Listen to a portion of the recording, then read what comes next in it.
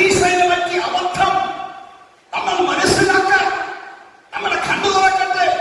ഇതിന്റെ പ്രതിനിധിയായിട്ടാണ് നിക്കോദിമോസ് വന്ന് കർത്താവിന് മുൻപിൽ ആ രാത്രി നിൽക്കുന്നത്. വേഷം കെട്ട് അവൻ അങ്ങനെ മനുഷ്യനായിരുന്നു. അവനെ കുറിച്ച് ധാർമ്മികമായ ഒരു കുറ്റവും മാറ്റി പറയാനില്ല. അവനെ കുറിച്ച് മോശപ്പെട്ട ഒരു കാര്യവും പറയാനില്ല.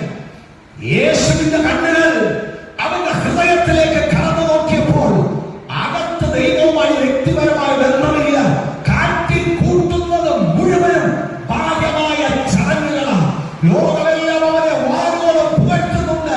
യേശുവിന്റെ മുന്നിൽ വന്നപ്പോൾ നീ തെറ്റിലാണ്, നീ ബന്ധനത്തിലാണ്, നീ സ്വർഗത്തിൽ പോകത്തില്ല, നീ നശിച്ചു പോകും. ഇതാണ് യേശു പറയുന്നത്. ആളുകൾ നമ്മളെ എത്ര പുകഴ്ത്തിയാലും പ്രിയരെ അതിനകത്ത് വീഴരുത്. കൈയടിക്കുമ്പോ ആളുകൾ പറയും സൂപ്പർ ആരാധനയായിരുന്നു.